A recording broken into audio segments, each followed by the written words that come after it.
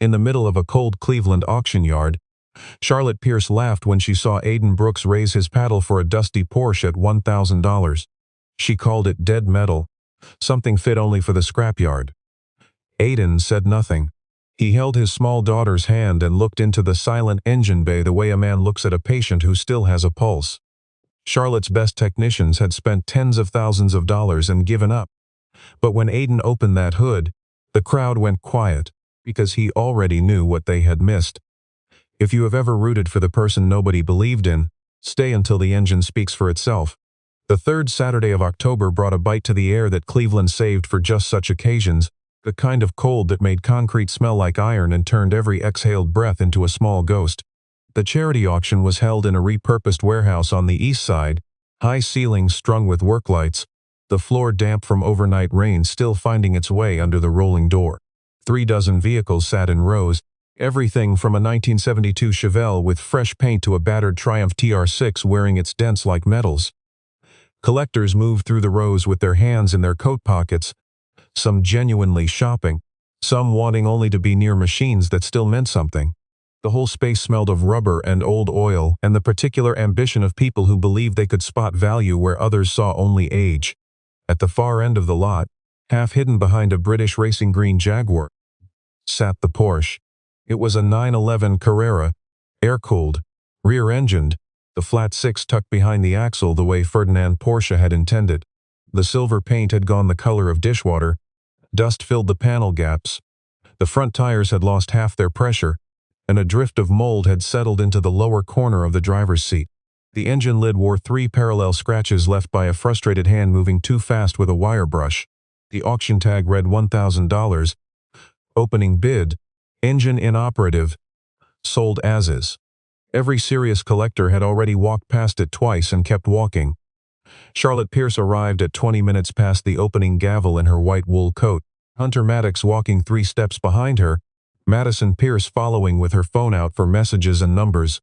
Charlotte paused near the Porsche long enough to let a small audience form and then delivered her line as though she had rehearsed it, which she likely had. That car had taken more money from her company than its actual value deserved, and whoever bought it today was really purchasing a very expensive lesson in the difference between a Porsche badge and a running Porsche. The statement produced the exact amount of knowing laughter she was looking for, which was enough to feel like agreement. Lisa Grant, watching from across the lot, noticed that the woman in the white coat seemed to need the crowd to confirm something she already believed. That was different from simply being confident, and the difference was worth watching. Aiden Brooks had been standing at the edge of the light for nearly 20 minutes. His jacket was dark denim worn soft, a faint smear of gear oil along his right forearm from a morning job he had not fully scrubbed out. He had Nora beside him, his daughter, 7 years old, wearing a parka 2 sizes past sensible and holding a small stuffed fox whose fur had gone orange from years of being loved. Aiden watched the Porsche the way mechanics watch things, not the cosmetics, not the story being sold, but the details that did not fit the story. The crankshaft pulley showed trace wear consistent with recent manual rotation. The serpentine belt was intact and unshredded. The oil filler cap had no emulsion on its underside. The wiring loom near the engine lid hinge had been stripped and rerouted at least twice, and whoever had done it last had left the harness wrap half open. These were not the signs of a dead engine.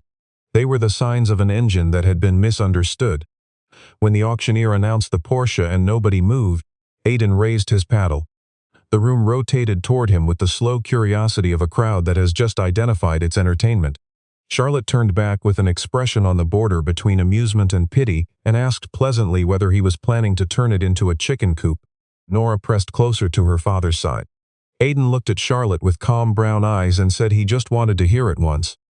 Charlotte smiled wider, told the room that 3 certified German technicians, 2 ECU specialists, and a full restoration team had already heard everything that Carr had to say, and wished him sincerity if not luck. Aiden signed the paperwork, paid the $1,000, and arranged a tow for $80 with a driver who was willing to skip the invoice. Near the exit fence, Samuel Hayes watched the flatbed negotiate the gate. He was 68, retired from competitive road engineering, and he had hands that looked like the biography of 40 years with engines. He said nothing loud enough for anyone to hear, but the words came out anyway. That car was not finished. and neither was the man who just bought it. Aiden lived in a house on the kind of street where the gutters got cleaned by whoever noticed they needed it. The detached single-car garage was not beautiful, but it was organized with a precision that came from necessity. Every tool had a hook, every container a label, every drawer a purpose it returned to at the end of every session. The bench along the back wall held a notebook 6 years in the making, every strange sound from every engine he had worked on, written in cramped and careful shorthand. He had been one of the better diagnostic technicians in a regional racing circuit during his late 20s, not famous, but known in the shops and paddocks where results mattered more than brochures. He understood combustion physics, crankshaft position signal logic, fuel trim correction, and the specific ways that electrical ground resistance could fool an engine control unit into making decisions that looked random but were entirely rational given the false data it was receiving. His wife, Claire, had died on the highway north of the city on a Tuesday evening in February, 4 years before the Porsche auction, a rear-end collision at highway speed, the kind of accident that takes less than 2 seconds to occur and the rest of everyone's life to absorb. Nora had been 3 years old. Aiden had left racing not long after, because the schedule was incompatible with getting his daughter to school in the morning and being home when she woke from bad dreams. He took on civilian diagnostic work, shop referrals, the kind of jobs that kept his skills alive and kept his daughter the priority she needed to be.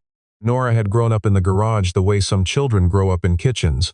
She knew the difference between gear oil and penetrant by smell alone, knew to stand behind the yellow tape when her father worked with fuel systems, and handed him the correct wrench before he asked because she had watched the sequence enough times to anticipate it. Aiden had taught her early that machines were not magical, only complex, and that complex things always had logic if you were patient enough to follow it without assumptions. That sentence had become, without either of them formally deciding it, the operating principle of their household. The reason he bid on the Porsche was not impulse. In the 20 minutes he spent looking at it before the auction, he identified 4 things that did not match the car's reputation. The crankshaft pulley bore fresh rotational scarring, meaning someone had been manually turning the engine with a breaker bar, which meant it was not hydraulically locked or seized the way a truly dead engine would be. The serpentine belt was intact, contradicting catastrophic internal failure. The oil showed no visible metallic shimmer, and the wiring near the flywheel sensor cluster had been replaced within the last 2 years but routed incorrectly relative to the factory diagram he carried in his head. Someone had changed a sensor, possibly 2, and done so without understanding what they were changing or why it mattered. The financial reality was not comfortable. $1,000 was the transmission seal plus 3 months of contingency, or 30 days of Nora's after-school program, or the deposit on the science camp she had been accepted into. But not bidding on something he believed he understood was a different kind of loss, one that accumulated interest in ways that rent bills did not. The night he brought the Porsche home, Nora asked if he was sure it was still alive. He said he was not certain. What he was certain of was that nobody had asked the car the right questions yet. The car's history began with a man named Malcolm Reed, an aerospace stress engineer by profession and a weekend racer by disposition. Malcolm had acquired the 911 Carrera in the early 2000s and modified it with the same methodical thoroughness he applied to everything. He rebuilt the gearbox internals with heavier-duty synchronizer rings, added an auxiliary engine oil cooler, replaced the production ignition system with one he had tuned to his own timing preferences, and rerouted several electrical grounds to eliminate the interference patterns that showed up in his data acquisition. He documented everything in a small black notebook he kept in the car's map pocket, written in pencil in an engineer's shorthand that assumed the reader shared his mental model. Malcolm Reed died of a cardiac event 3 years before the auction. His nephew sold the car to Pierce Performance Imports, and Charlotte had seen an opportunity. A modified 911 with a track history was exactly the kind of story her company could build a restoration project around. Hunter Maddox was experienced, credentialed, and confident in his process. He connected a factory-level scan tool, found cascading faults in the crankshaft position sensor circuit, reference sensor signal, and fuel system pressure regulation, and began replacing components.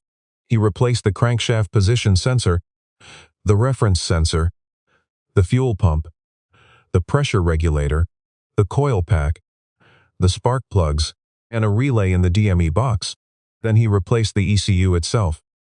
Each replacement generated a slightly different combination of fault codes, which Hunter interpreted as evidence of cascading damage. What he did not consider was that the car had been systematically modified in ways that made his factory repair procedures actively counterproductive. When his technicians re-gapped the reference sensor, they used factory specification, correct for a stock engine but wrong for the custom flywheel clearance Malcolm had machined. When the ECU was replaced, it lost Malcolm's accumulated adaptive corrections and began trying to manage a non-stock engine with stock baseline maps. Charlotte's investment crossed $40,000 before she authorized Hunter to stop. She was not primarily angry about the money. She was angry about the narrative. Pierce Performance Imports had built its reputation on doing what other shops could not do, and the decision to put the car in the charity auction was a controlled disposal, get rid of it publicly, frame it as a write-off, surround it with enough bravado that nobody questioned whether the failure was the car's or the company's. Aiden's flatbed contact dropped the Porsche in the driveway at 9:15 in the evening. He chocked the wheels, pushed it by hand into the garage with Nora's help at the rear bumper, her small weight contributing approximately nothing to the physics of the situation but everything to the spirit of it. He lowered the garage door and stood back. He did not begin by tearing the engine apart.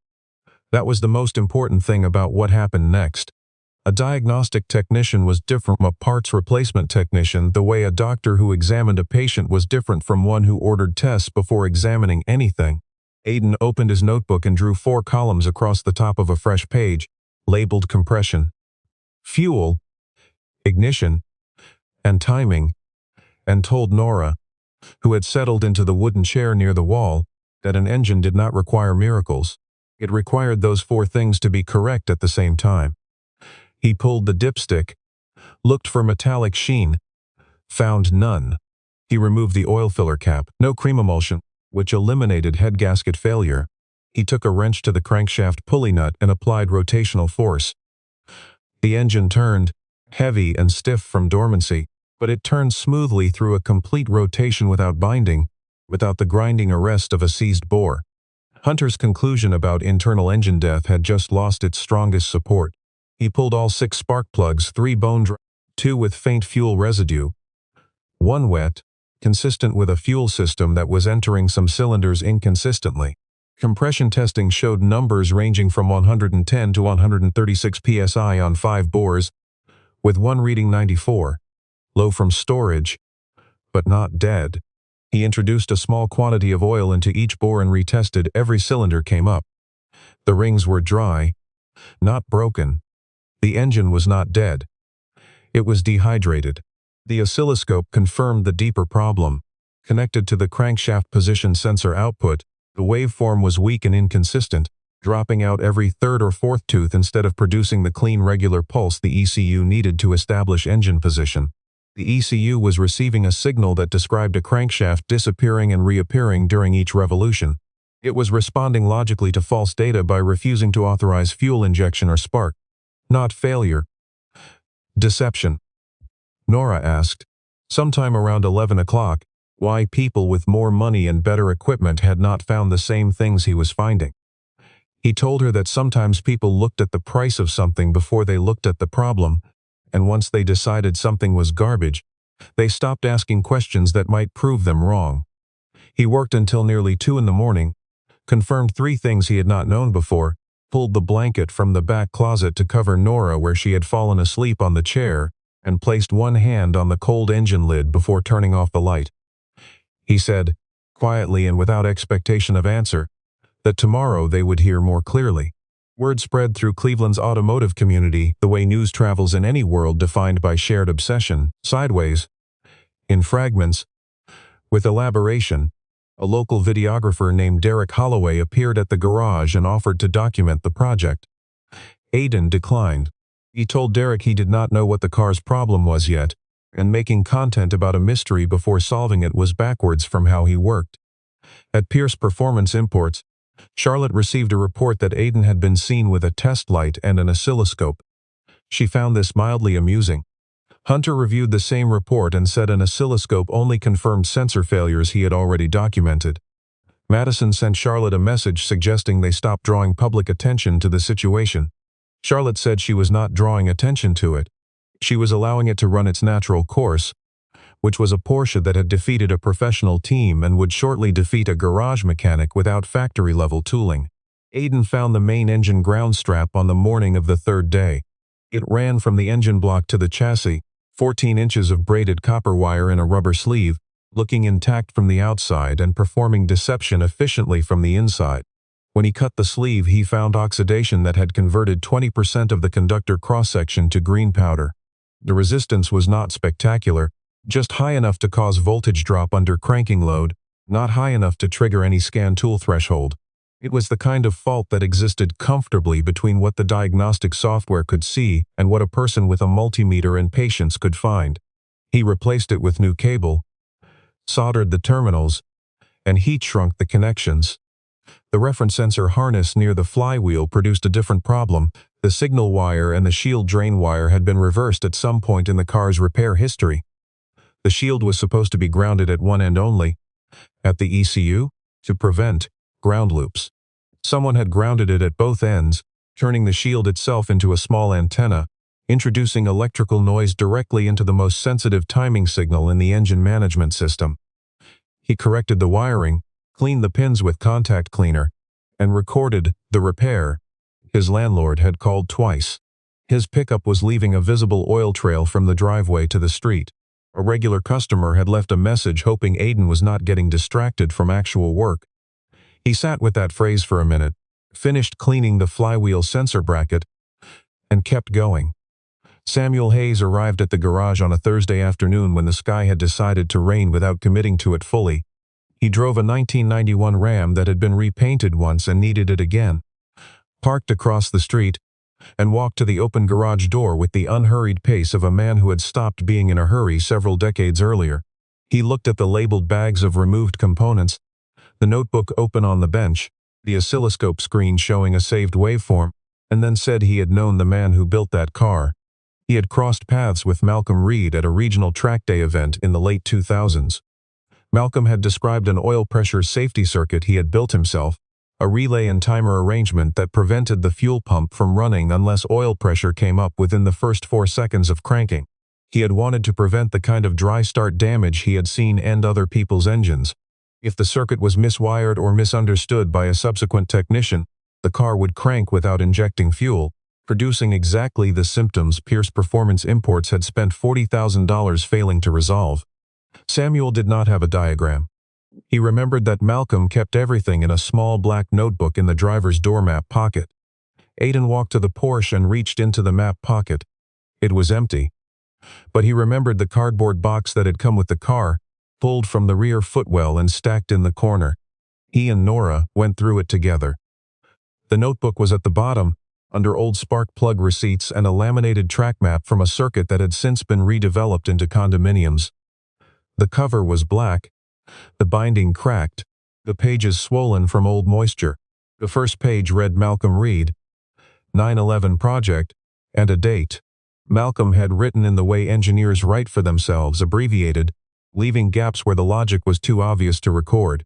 But the relevant sections were legible. A hand-drawn schematic of the oil pressure safety circuit, labeled in pencil.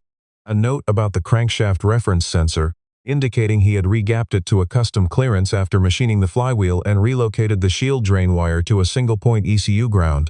A note about a DME ground reroute to avoid a chassis path that carried return current from the cooling fan motor. And in the margin of a later page, in pencil, cold start idle switch signal must be clean or DME rejects warm-up enrichment. Aiden sat back and looked at the notebook for a long moment. The picture was complete now.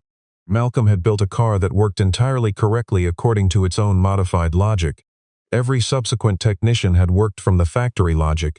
When they regapped the reference sensor, they used factory specification, wrong for Malcolm's flywheel. When they replaced the ECU, it lost the adaptive corrections for the modified ignition map. When someone worked on the ground system, they inadvertently restored the factory ground path Malcolm had specifically removed.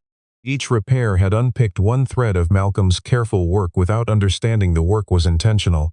The car had not failed because it was beyond repair. It had failed because it was being answered in a language it was not speaking. Nora picked up the notebook and turned it carefully in her hands. She asked whether Malcolm had left the notes as a message for whoever came next. Aiden said no. Malcolm had left them as a record for himself, the way careful people always did. But for anyone patient enough to find them, they were the same thing. On Friday evening, Aiden judged the preparation complete enough for a first attempt. He had corrected the ground strap, readdressed the reference sensor gap to Malcolm's specified clearance, rerouted the shield drain wire to the ECU single-point ground, temporarily bypassed the oil pressure safety circuit, replaced 2 deteriorated fuel lines, cleaned 4 of the 6 injectors with a borrowed ultrasonic cleaner, and confirmed oil pressure build by cranking with the injector fuses pulled. The garage door was open 12 inches. A dry powder extinguisher stood against the rear tire. Samuel was present outside the perimeter, saying nothing. Nora stood behind her tape line with Rusty held against her chest and both eyes open. Aiden turned the key. The starter engaged with a sound notably stronger than the preliminary cranks, a sign the new ground strap was already making a measurable difference. The engine turned over evenly. Then a single ignition event fired, a sharp mechanical sound, short and conclusive, and the engine quit. The second attempt produced the same result with a variation. 2 cylinders fired in close succession before the engine quit, leaving a brief smell of raw fuel. Someone outside the garage filmed it and posted it. $1,000 Porsche still dead. Day 4. By the time Aiden saw it, Charlotte had already replied, called it exactly. He was not discouraged, because the failed starts were not random. The engine was firing at the correct moment. The failure to sustain combustion was coming from somewhere else. He tested the throttle position switch and found the idle contact floating between open and closed rather than closing cleanly at rest. In cold start mode, the ECU used this signal to determine enrichment fuel quantity. An intermittent idle switch was producing an intermittent enrichment command. He replaced it with a new unit from the parts drawer and confirmed clean closure on the scope. He found the collapsed vacuum hose an hour later, running from the intake manifold plenum to the fuel pressure regulator, tucked behind the throttle body where it was inaccessible to a quick visual inspection. The hose had developed an internal collapse, the walls pressing inward without any visible external deformation. Externally, it looked fine. Internally, it was nearly blocked. He replaced it and set the work down. It was past midnight. His hands hurt in the way hands hurt when they have been precise for too long. Nora had fallen asleep on the chair under an old moving blanket. Aiden sat on an overturned bucket beside the rear of the car and looked at the hose he had just removed, at the fuel receipts on the bench, at the pickup truck through the garage window, leaving its small dark stain on the concrete. Doubt arrived without announcement and sat down across from him. $1,000 was not a number that existed in the abstract. Nora stirred, opened one eye, found him on the bucket, and reached across to hand him Rusty. She said, with the directness of a child at the edge of sleep, "You told me old things are not useless. They just have not been fixed right yet." He sat with that for a moment. Then he put Rusty gently beside her, stood up, and opened Malcolm's notebook to the last page. Cold start requires clean idle switch signal. He had just replaced the idle switch. He had also replaced the vacuum hose. Every component Malcolm's notes had touched, directly or by implication, had been addressed. He covered the car with a cloth and turned off the light. The invitation came through a mutual contact named Pete who organized track day registrations. Charlotte had not contacted Aiden directly, which was its own kind of message. The terms were straightforward. If Aiden believed the car was capable of starting, he was welcome to bring it to the Pierce Performance Showcase on Saturday and demonstrate in front of whoever showed up that his assessment was correct. Samuel told Aiden that a man who controlled his own schedule had an advantage over a man responding to someone else's clock. Aiden said doing it in his own garage left room for the interpretation that the result had been arranged. If the car ran in Charlotte's lot, in front of her people, the conclusion was not available for later revision. He accepted with 3 conditions: no one from Pierce would touch the vehicle before the attempt, the existing repair documentation would be made available for review if the attempt succeeded, and Nora would accompany him without anyone directing cameras or commentary toward her. Charlotte agreed with a speed indicating she considered these academic. Madison noted that the second condition was the genuinely dangerous one. Charlotte had nodded and moved on. Aiden worked through Friday night, checking every system against every note Malcolm had left, replacing the 2 injectors that had not cleaned well, confirming the reference sensor waveform until it was clean and regular, and documenting every repair alongside the specific notebook pages that had led him to it. Nora asked to come. He said yes, and told her that whatever happened, the value of what they had done in the garage would not change depending on how it went in front of other people. The Pierce performance lot held between 80 and 90 people by the time Aiden had the Porsche unloaded. The new vehicles at the showcase gleamed under the afternoon light, clean and undefeated. The Porsche sat among them like a sentence that did not belong to the same paragraph, dull silver, scraped along the engine lid, still carrying Malcolm Reed's miles and modifications and the accumulated failures of every technician who had worked from wrong assumptions. Aiden positioned the car near the far corner, set the extinguisher at the left rear wheel, pulled the chocks from his bag, and did all of it without showmanship, the way a person does a procedure they have thought about carefully. In sequence, without waste. Charlotte opened with prepared remarks.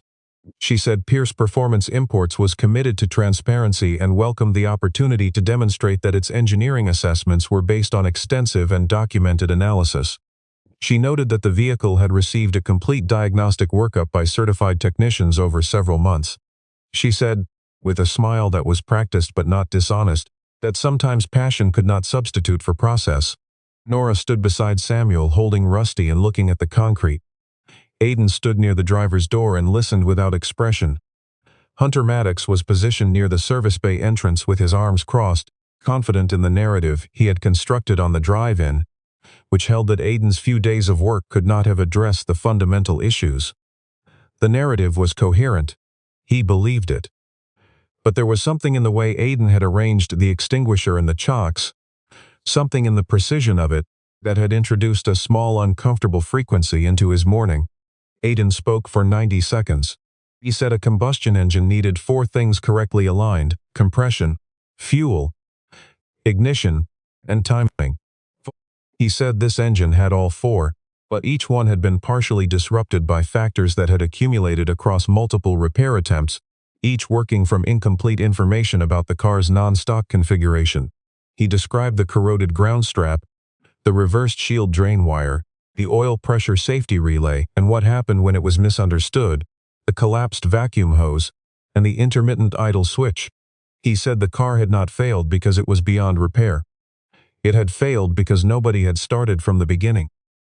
Charlotte asked, in a light tone designed to carry the crowd, whether the car would actually run now. Aiden looked at her without animosity and said it would tell the truth more clearly than either of them. He sat in the driver's seat. The interior was aged, cracked dash leather, a steering wheel worn smooth along the grip arc where Malcolm's hands had spent their hours, a faint smell of old upholstery and dried fuel residue. He confirmed the oil pressure gauge reading, found Nora's face in the mirror, still and serious, and turned the key. The starter engaged with a sound that was notably strong.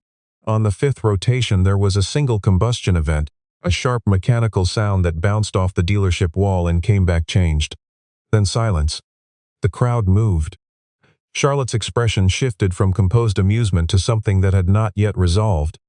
Hunter uncrossed his arms. Aiden did not try again immediately.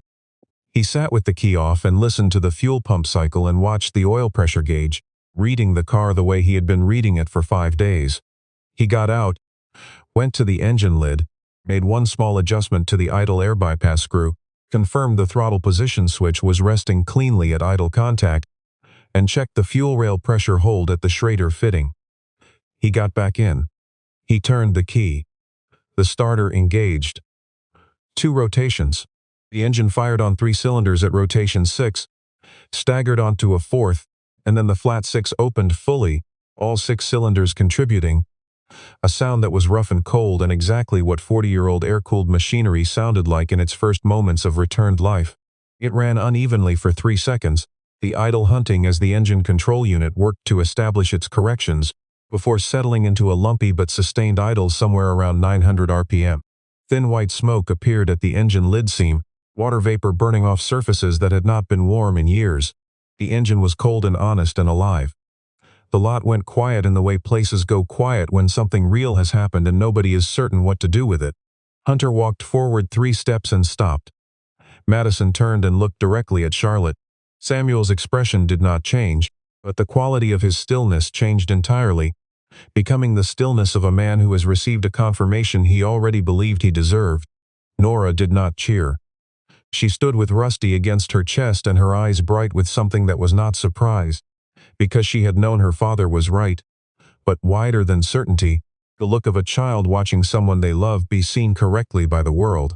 Aiden kept the engine at low idle, watching oil pressure and temperature, not revving it, not demonstrating speed or power.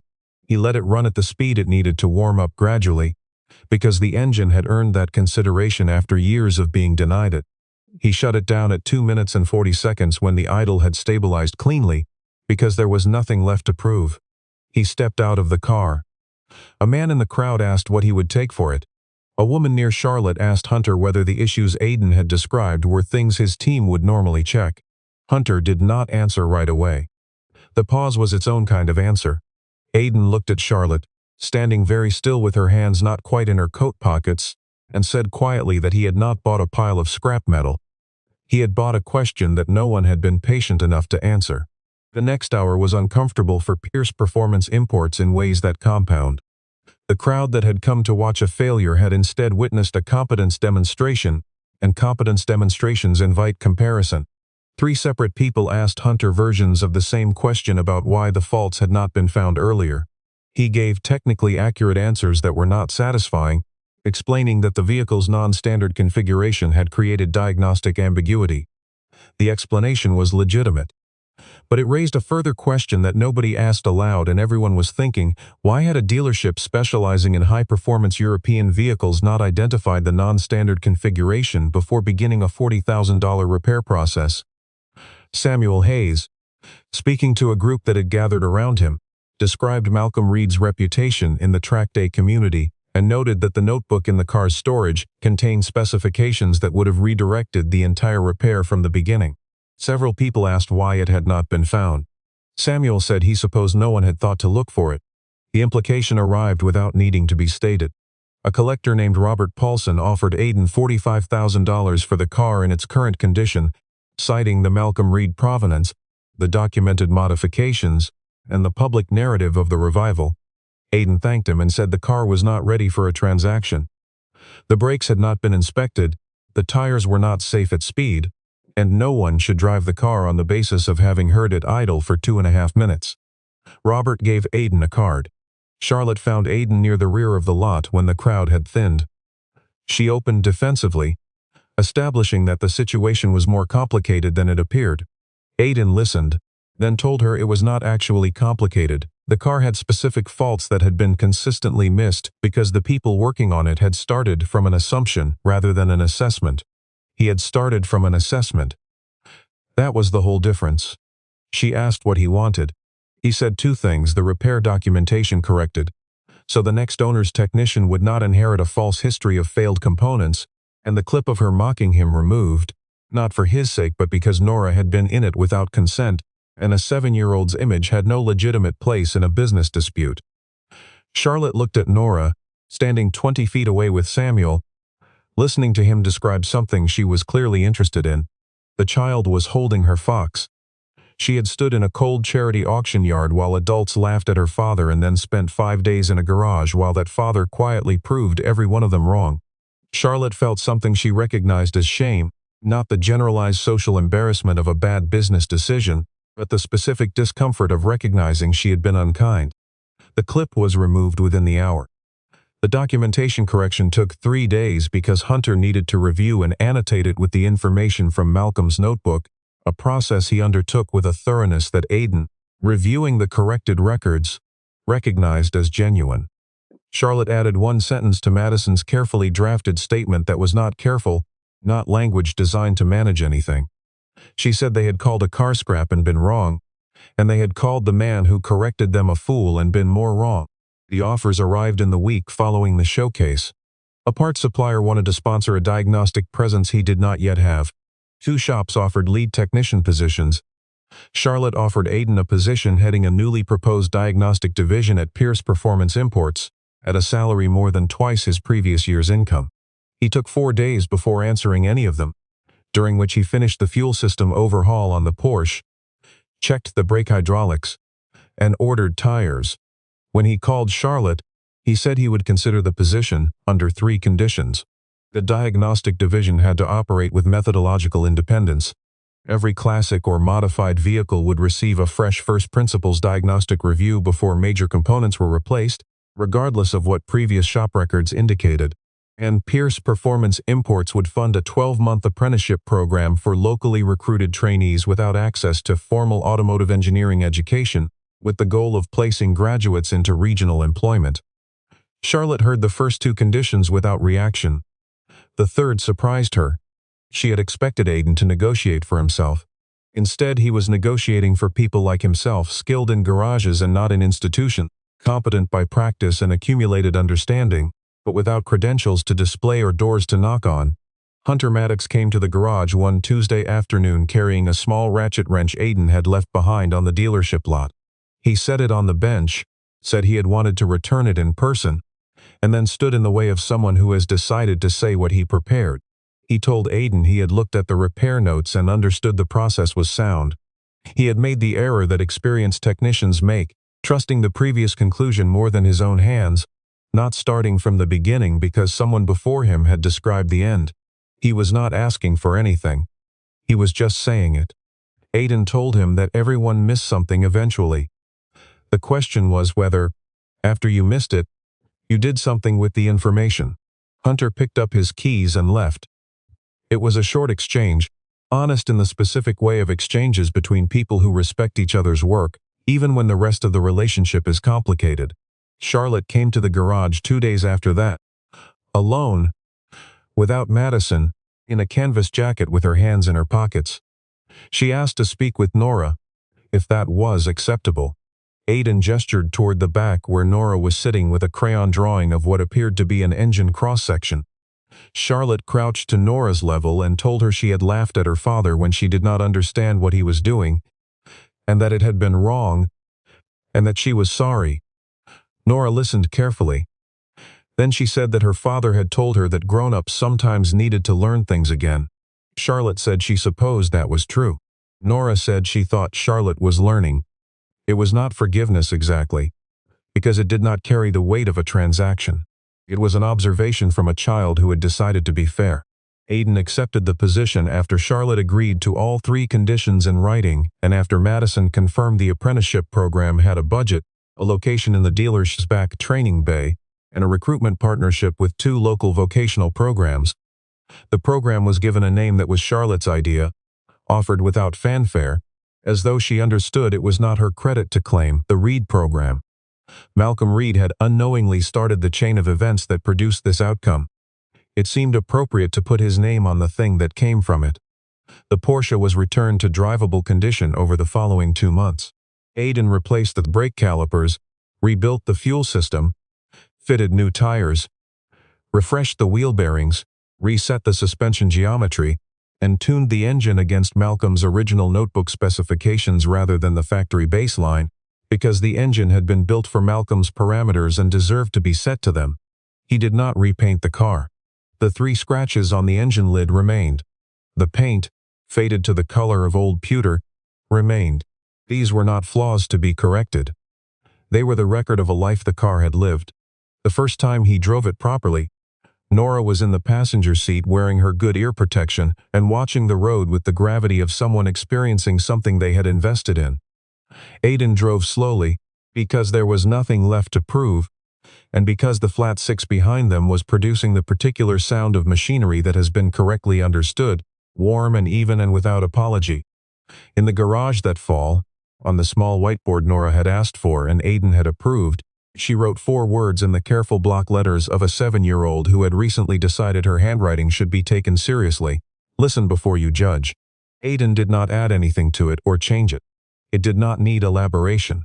There are machines and there are people, and both of them reward the same quality in those who work with them, the willingness to begin without assumptions, to follow evidence instead of convenience, and to resist the temptation of the conclusion that saves the most time. There are things that are not broken.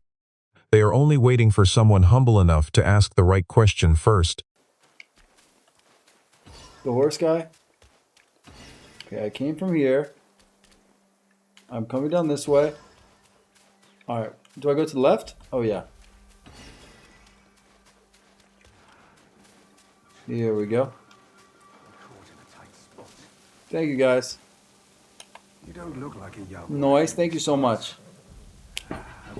come to I'll be back when Earth phone's with the not King's on favor. one. Okay, sounds good. Oh, Jasuo, you in here? Bear Jasuo, is but my a bad, bro. shell. He can grant you nothing. Don't waste your time with him.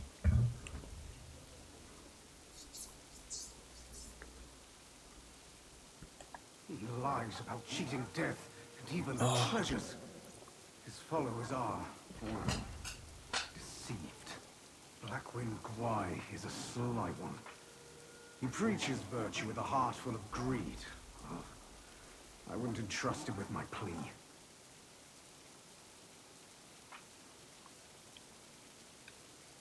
Gotta keep an eye out. A lot of stuff hidden. Got you. I don't know why you are here. Now, I'm pressed. Alright. I'll take that point. Let's get it.